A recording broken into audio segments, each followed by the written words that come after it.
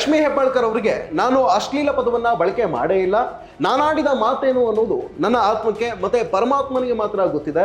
ಹೆಬ್ಬಾಳ್ಕರ್ ಅವರು ನನ್ನ ಮೇಲೆ ಮಾಡ್ತಾ ಇರುವಂತಹ ಆರೋಪಕ್ಕೆ ಸಾಕ್ಷಿ ಏನಿದೆ ಅಂತಲ್ಲ, ಪುಂಕಾನುಪುಂಕವಾಗಿ ಬುರುಡೆ ಬಿಡ್ತಾ ಇದ್ದಂತಹ ಬಿಜೆಪಿ MLC CT ರವಿ ಅವರ ಅಸಲಿಯತ್ತು ಇದೀಗ ರಾಜ್ಯದ ಜನರೆದುರು ಬಟಾ ಬಯಲಾಗಿದೆ. ಮಾತಿಗೂ ಸಾಕ್ಷಿಯಲ್ಲಿದೆ. ನಾನು ಅಶ್ಲೀಲ ಪದ ಬಳಕೆ ಮಾಡಿದ ವಿಡಿಯೋ ಇದ್ರೆ ರಿಲೀಸ್ ಮಾಡ್ರಿ ಅಂತ ಸವಾಲು ಹಾಕ್ತಿದ್ದಂತಹ CT ರವಿ ಅಂದು ವಿಧಾನ ಪರಿಷತ್ ಕಲಾಪದಲ್ಲಿ ಸಚಿವೆ ಹೆಬ್ಬಾಳ್ಕರ್ ಅವರಿಗೆ ಅಶ್ಲೀಲ ಪದ ಬಳಸಿದ್ದು ಸತ್ಯ ಅನ್ನುವಂತಹ ಸುದ್ದಿ ಈಗ ದೊಡ್ಡ ಮಟ್ಟದಲ್ಲಿ ಸದ್ದು ಮಾಡ್ತಾ ಇದೆ. ಅದಕ್ಕೆ ಪೂರಕವಾಗಿರುವಂತಹ ಸರ್ಕಾರಿ ದಾಖಲೆಗಳು ಕೂಡ ಇದೀಗ ತನಿಖಾಧಿಕಾರಿಗಳ ಕೈ ಸೇರಿವೆ. ಹೌದು, ಈ ಅಶ್ಲೀಲ ಪದ ಬಳಕೆ ಪ್ರಕರಣದ ತನಿಖೆ ನಡೆಸ್ತಾ ಇರುವಂತಹ CID ಅಧಿಕಾರಿಗಳು ಅಂದು ಬೆಳಗಾವಿಯ ಸುವರ್ಣಸೌಧದಲ್ಲಿ ನಡೆದ ವಿಧಾನ ಪರಿಷತ್ ಕಲಾಪದ 4 ತಾಸಿನ ವಿಡಿಯೋ ಫುಟೇಜ್ ಅನ್ನ DAPR ನಿಂದ ಪಡೆದುಕೊಂಡಿದ್ದಾರೆ.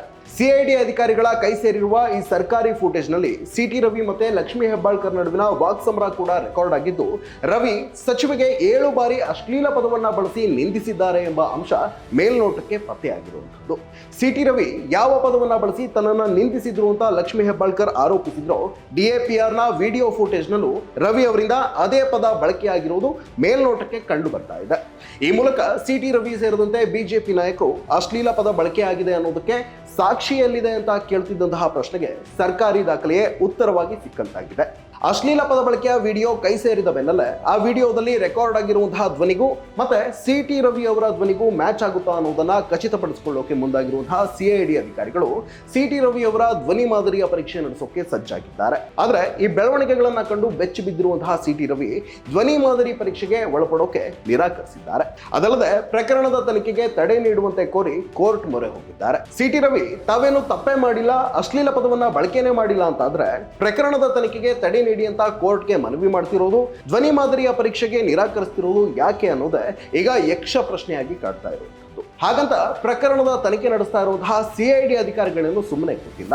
ಧ್ವನಿ ಮಾದರಿ ಪರೀಕ್ಷೆಗೆ ಒಳಪಡೋಕೆ ನಿರಾಕರಿಸಿದ್ದಂತಹ CT ರವಿ ವಿರುದ್ಧ ಜನಪ್ರತಿನಿಧಿಗಳ ವಿಶೇಷ ನ್ಯಾಯಾಲಯಕ್ಕೆ ಅರ್ಜಿಯನ್ನ ಸಲ್ಲಿಸಿದ್ದು, ಧ್ವನಿ ಮಾದರಿ ಟೆಸ್ಟ್ಗೆ ಒಳಪಡೋಕೆ ರವಿ ಅವರಿಗೆ ಸೂಚಿಸುವಂತೆ ಮನವಿಯನ್ನ ಮಾಡಿಕೊಂಡಿದ್ರು. ಜನವರಿ 17ರಂದು ಈ ಅರ್ಜಿಯ ವಿಚಾರಣೆಯನ್ನ ನಡೆಸಿರುವಂತಹ ನ್ಯಾಯಾಧೀಶರು CT ರವಿ ಅವರನ್ನ ತರಾಟೆಗೆ ತೆಗೆದುಕೊಂಡಿದ್ದಾರೆ. ಜಾಮೀನು ಪಡೆದುಕೊಳ್ಳೋ ಸಂದರ್ಭದಲ್ಲಿ ಪ್ರಕರಣದ ತನಿಖೆಗೆ ಸಹಕರಿಸಬೇಕು ಅನ್ನೋ ಷರತ್ತಿಗೆ ಒಪ್ಪಿಗೆ ನೀಡಿದ್ದೀರಿ, ಆ ಮಾತಿನಂತೆ ನಡೆದುಕೊಳ್ಳಿ ಅಂತ ತಾಕೀತನ್ನ ಮಾಡಿದ್ದಾರೆ. ಅಷ್ಟೇ ಅಲ್ಲದೆ CID ತನಿಖೆಗೆ ತಡೆ ನೀಡಿ ಅಂತ CT ರವಿ ಸಲ್ಲಿಸಿದ್ದ ಮನವಿಯನ್ನ ಕೂಡ ಕೋರ್ಟ್ ತಿರಸ್ಕರಿಸಿದೆ.